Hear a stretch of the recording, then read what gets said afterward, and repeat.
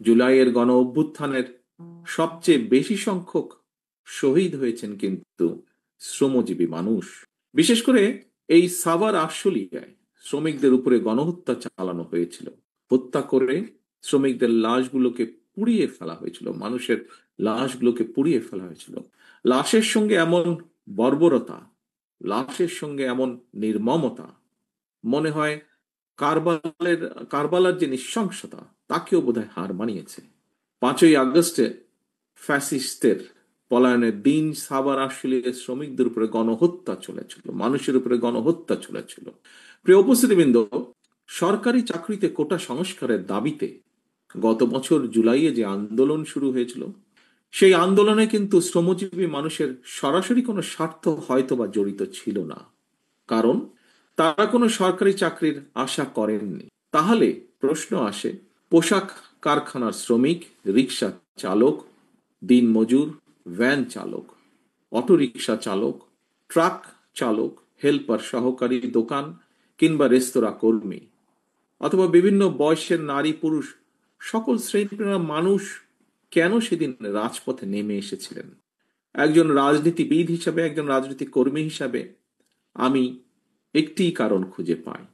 এর কারণ একটাই, দেশের সকল শ্রেণী পেশার মানুষ, দেশপ্রেমিক গণতান্ত্রিকামী জনগণ বিশ্বাস করেছে রাষ্ট্র ক্ষমতায় ক্ষমতালোভী যে ফ্যাসিস্ট যে পালিয়ে গিয়েছে, তারা যদি রাষ্ট্র ক্ষমতায় থাকে, রাষ্ট্র ক্ষমতায় তারা থাকলে কৃষক, শ্রমিক, ছাত্র, জনতা কেউ তাদের গণতান্ত্রিক রাজনৈতিক অধিকার ফেরত পাবে না, কারোরই কোনো ন্যায্য দাবি আদায় হবে না।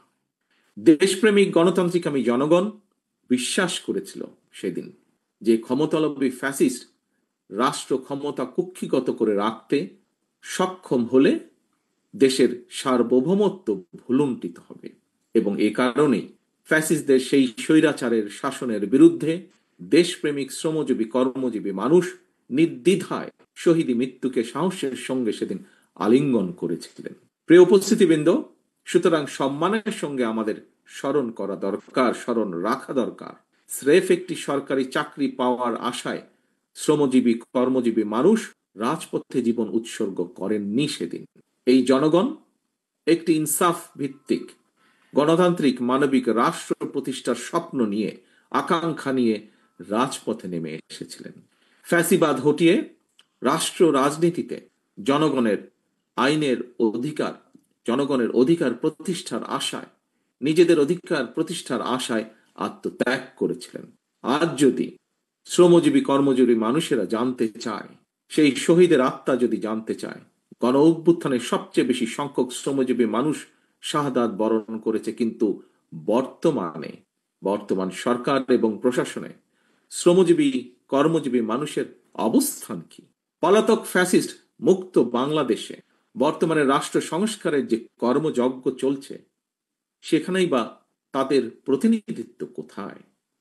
প্রিয় ভাই বোনেরা, গণ অভ্যুত্থানে অংশীজন শ্রমজীবী কর্মজীবী মানুষের অবদানকে স্মরণ করে আমাদের কথা আমরাই বলবো, এই শিরোনামটি আমি দেশের বর্তমান প্রেক্ষাপটে অত্যন্ত বাস্তবধর্মী বলে মনে করি। প্রতিটি নাগরিক যাতে নিজের কথাটি নিজে বলতে পারেন, নিজের ভোট নিজে দিতে পারেন, নিজের রাজনৈতিক অধিকার প্রয়োগ করে সরকার গঠন কিংবা সরকার পরিবর্তন ঘটাতে পারেন। জনগণের রাজনৈতিক ক্ষমতায়নের এই রাজনীতিটি বিএনপি বাংলাদেশে প্রতিষ্ঠা করতে চায়।